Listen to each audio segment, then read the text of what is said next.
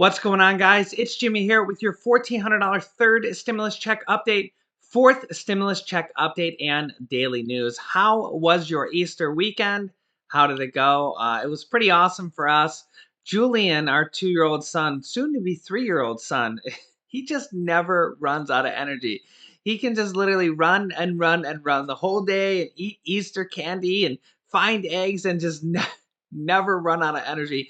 I think me and Laura are both tired just even thinking about it. But yeah, it's safe to say that he had lots of fun yesterday. We went to both of our parents' houses, and he got to find Easter eggs galore and Easter bunnies and chocolate. And yeah, I'm tired just thinking about it, but he is just going. So let me know how your Easter was down below in the comments. We're going to jump right in. If you're new to the channel, make sure to subscribe down below so you don't miss out on the upcoming round of the fourth stimulus package, which has already kind of been started with student loan forgiveness, which now actually has 3 parts of student loan forgiveness that has happened. $1 billion of student loan forgiveness, $1.3 billion of student loan forgiveness in the second round, and 1 million people's loans paused and interest canceled for the third round. Of course, there's different criteria and different groups of people that each of those qualify for. I'll cover those in more videos coming up in the near future if you have student loan forgiveness. I think I've kind of also opened up Pandora's box on after they pass a student loan forgiveness, if we will see other types of debt forgiveness, medical debt forgiveness, credit card debt forgiveness, mortgage debt forgiveness. Because really, if they can do $10,000 or more of student loan debt forgiveness, will they do other types of debt forgiveness in the future? And we will be discussing the possibilities of that in the near future as we're starting to see more and more of the movement for that. Some people said that I have created that movement, and it very well might be. But it's just a realistic question. If you're going to cancel $10,000 in student loan debt for about 1 in 6 adults who have student loans, what about everybody else? Could you cancel some other type of debt for other things? And they do this. They do it through bankruptcy. But the reality of it is that will we start to see more of this come through not having to go through bankruptcy? Right now, they're already canceled 3 different rounds or 2.5 rounds of student loan forgiveness. And President Biden said he is willing to do at least $10,000. Of course, Democrats, AOC, and Chuck Schumer are pushing him to do $50,000. But we'll have to see how much he's going to do. I expect this in the near future. This is just the start of the fourth round of stimulus, which we're expecting more stimulus checks in the next package. Democrats are already pushing for multiple monthly recurring stimulus check packages. Around 100 Democrats in both the Senate and the House right now are already pushing for that. We're going to cover the latest news in this video. So if you're new to the channel, make sure to subscribe down below so you don't miss out on updates, and hit the like button for us. It really helps out our channel. All right, guys, here we go. In the upcoming days, you're going to start to learn a lot more about 2 words that might be very significant to your life and the life around you getting back to normal. And those 2 words are vaccine passports. If you don't know what a vaccine passport is, you're probably going to learn about it in the very near future. We've covered it a little bit on this channel, but we're starting to see a significant fight over what is going to happen in the United States. And it's kind of weird because these vaccine passports are kind of becoming a partisan issue. Democrats are, at least some of them, are for vaccine passports. Republicans are against vaccine passports. A vaccine passport is basically identification to show that you have had the vaccine, or in some cases tested negative in the last several days for the COVID-19. And we already know this is starting because, well, number one is they give you a card when you get your vaccine. So you have identification to show it. But the question is, who do you show it to and when will it be required? Number 2 is New York Governor Andrew Cuomo says that New York is starting to adopt the vaccine passports. They're actually setting up an app or a program called the Excelsior program that will be the vaccine passport to prove or show your vaccine identification that you've had the vaccine. As you can see here, New York launches nation's first vaccine passports. Others are working on similar ideas, but many details must be worked out. Number three is Rutgers University is the first college, really kind of setting the precedence possibly, to require all students on campus to have a vaccine. You literally can't go to college there next year if you don't have a vaccine. You will not be able to attend classes in person. The United Kingdom, the entire country is starting to test using vaccine passports in some capacities to see how it's going to work. And while Republicans think that they're going to be able to use this against Democrats, and they think that vaccine passports will backfire on the Democrats, as it's weirdly becoming, and really the virus itself too, is weirdly becoming a partisan thing with Democrats are the only people that seem to want vaccine passports, and Republicans seem to be the people who are against vaccine passports. Case in point, with Democratic New York Governor Andrew Cuomo adopting the vaccine passport, and Republican Governor of Florida Ron DeSantis banned the use of any type of vaccine passport in the state of Florida through an executive order on the state level from the Florida Governor Ron DeSantis. It's safe to say that this battle will end up determining whether or not we're going to have to use vaccine passports to get into sporting stadiums or concert venues or travel on an airplane or a cruise ship or check into a hotel, go to a concert. It'll be really interesting to see where this battle ends up leading us towards. Are so-called vaccine passports the key to reopening post-pandemic America, or an unwelcome intrusion by Big Brother? Unfortunately, this has become yet another partisan battle. Last week, New York became the first state to formally launch a virtual health credential to enable businesses to more easily grant access to people who've been inoculated or tested negative. The so-called Excelsior Pass, created in partnership with IBM, provides a scannable code that gives proof of vaccination or COVID-free status. The Biden administration has so far remained out of the fray. Spokeswoman Jen Psaki said it was, quote, concentrating on guidelines while noting that there will not be a centralized federal vaccination database and there are no plans for a federal mandate that all citizens have such a vaccination credential. But there's still been a lot of pushback. On Friday, Florida Governor Ron DeSantis signed an executive order banning the use of COVID-19 passports in his state. His order says in part, quote, individual COVID-19 vaccination records are private health information and should not be shared by a mandate. So-called COVID-19 vaccine passports reduce individual freedom and will harm patient privacy. South Dakota Governor Kristi Noem linked the policy to the president, tweeting, the Joe Biden COVID passport proposal is one of the most un-American ideas in our nation's history. We as Americans should oppose this oppression. #freedom. Justin Amash, the libertarian who served as a GOP and independent congressman, wrote, it doesn't get more dystopian than being required to show your health papers wherever you go.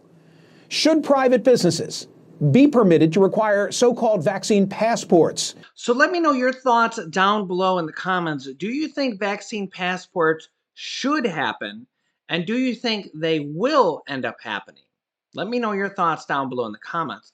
The other thing to ponder, as we've seen Rutgers University now require students for this college, is will we see kindergarten through 12 high school kids and middle school kids and elementary school kids be required to take the COVID-19 vaccine as early as next year? This comes as all 50 states require some type of vaccinations. It's a little bit different per state, but most states require vaccinations for school children of diphtheria, tetanus, hepatitis B, measles, mumps, and rubella, the MMR, polio vaccine, and some require the chickenpox vaccine. So if all these vaccines are already required, will we see COVID-19 be on the list as early as next fall? Regarding the next stimulus package, the infrastructure package known as the Build Back Better package, the lines are already being drawn in the sand between Republicans and Democrats on this as well, with Democrats saying it should be larger and more money, Democrats pushing for multiple stimulus checks to be included in the next package, not just one stimulus check and really not just one bill. We have multiple different bills from Democrats that are already been introduced or announced to include a stimulus check and monthly reoccurring stimulus payments in this next infrastructure package before all is said and done. I think we'll likely see at least a single stimulus check at worst case scenario if we don't end up seeing the monthly stimulus checks at best case scenario. I also think we will likely end up seeing multiple other stimulus items in there. Who knows what they could be? Could be student loan forgiveness in there, could be the raise of Social Security for $200 per month. We could see the extension of the $3,000 to $3,600 child income tax credits to currently those go for 1 year. Basically, you get paid by the government $3,000 to $3,600, which is kind of the start of the monthly stimulus checks, as the IRS is going to pay out $250 to $300 per month per child. So they're already starting monthly stimulus checks. And really, the question is, will they have other stimulus checks that go out to everybody, not just people with children, in this next package? But one thing could be is they could extend these child income tax credits or child stimulus checks for more than 1 year. Currently, the third stimulus check package expanded that for 1 year. We also could see more unemployment extensions, more mortgage assistance, rental assistance, property tax assistance, and utility assistance. Well, just last week, we seen Republican Mitch McConnell say, in speaking for the Republicans of the Senate, that they likely will not vote for the next bill, the Republicans at all. They likely won't get a single vote for this next stimulus package, the infrastructure package. However, new information coming across that the Republicans might be willing to vote for it if it's a smaller infrastructure package. However, Democrats have already kind of shown their hand that they're likely going to end up passing this next stimulus package if they don't get any Republican support through the reconciliation process. We've seen this multiple times, as well as being said from Senator Bernie Sanders, the budget reconciliation chairman, the person in charge of the reconciliation process. But some Democrats, where Republicans are pushing to make the bill smaller, does that sound familiar? Sound like any of the last packages?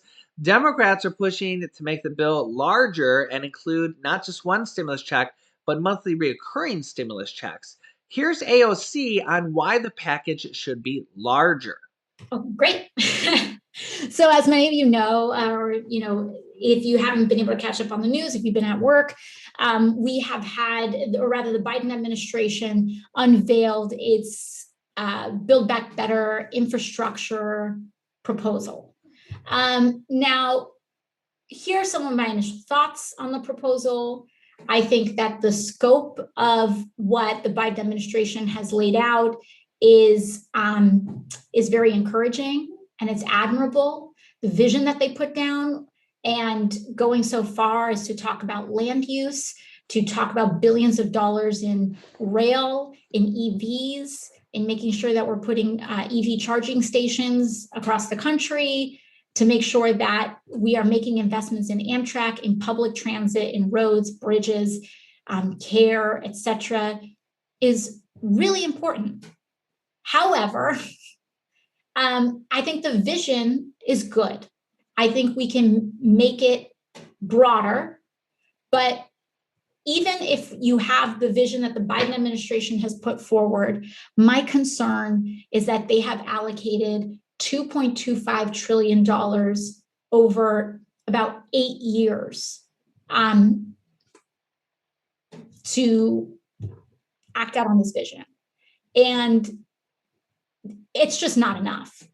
If we actually want, in good faith, to make this vision and the commitments that they've put down happen, we need a more robust investment. I have real serious concerns that $2.25 trillion over 8 years is not going to get us there. And for context, because people may say, oh my gosh, that sounds like a big number. What is that? And we see these big numbers thrown around and we don't know, what to toss around. One allocation that we saw was about $40 billion for public housing nationwide, right? That's part of in the plan. For context, NYCHA, the New York City, Housing Authority, already needs about $40 billion just to get up to code and just to get to the point where we're making up for the underinvestment during Republican Congresses and administrations. And so we need a lot more than 40 billion if we're going to go and make these investments across the country. And that's just getting NYCHA up to code. That's not including new build. That's not including actually leapfrogging these buildings and retrofitting them to green standards. That's to make sure that these horrifying things that we see every winter, where our residents in NYCHA don't have hot water, and where you see that their apartments are just not in a humane condition, that's just to get it up to in relatively acceptable zone. And so to talk about the context of what we need, that's why we need so much more. And so I agree. I am encouraged by the vision laid down by the Biden infrastructure plan, but I'm concerned that the numbers that they've allocated won't get us to that vision that they themselves have agreed to. So let me know your thoughts down below in the comments. Do you think this next infrastructure/stimulus package should be larger, stay the same where it is now, or be smaller? Let me know your thoughts down below in the comments. On the third stimulus check, if you still haven't received it, it's very likely that the IRS Get My Payment tool updated for you over the weekend. Feel free to check the IRS Get My Payment tool now, see if it has updated information for you. If you're on Social Security, it's highly likely that you are pending for April 7th, which is this Wednesday. The vast majority of Social Security people actually got their money early. The IRS deposited it on Friday, even though it was supposed to pend for Wednesday. It was supposed to be pending until Wednesday with a direct deposit. Vast majority of banks seem to have released that money early, but that won't be for everybody. So there's still going to be a lot of people that are pending until Wednesday, April 7th on the third stimulus check. And there's also a lot of people getting theirs in the mail and the debit cards in the mail as well. So it seems to be like it's taking a minimum of 7 days. So if you have a date of, for example, April 2nd, as they're mailing you your check, yeah, you got that from the IRS Get My Payment tool, expect at least 7 days from what I'm seeing. 7 to 10 days is about what I'm hearing and seeing, more towards the 10 days, unfortunately. So if you see April 2nd as an example, as the date they mailed your $1,400 stimulus check, don't expect it on the 3rd or 4th. Hope for it. Check the mail every day, and check the mail every day, even if you're getting a direct deposit, because they just might send you a debit card or a stimulus check in the mail. But expect it to be probably more towards the 7 to 10 day mark. Let me know if you got it in the mail, and let our viewers know how long it took for you to receive it. Yesterday, I was proud to show you a sponsor of the show, Entheon Biomedical, a drug development company which is a first mover in commercializing DMT in order to help treat America's opioids and depression and anxiety crises. Very quickly, I want to also update you that they're advancing with another business segment, which is called predictive biomarker analysis, utilizing machine learning and AI technology and leveraging innovative brain mapping technology. They're looking to build a model or kit which will reveal to your doctor how your body will react to certain types of cures. It aims to generate highly reliable predictive indicators. Remember, I want to be in front of major trends on this channel. Make sure to download a free report I made for you on Entheon Biomedical down below in the comments of this video. And to learn more about this company, Entheon Biomedical, click on this video right here, my previous video, to learn more about that company and to get a free download about that company and its stock information. Click on this video next. Thanks, guys, and I will see you in the next video.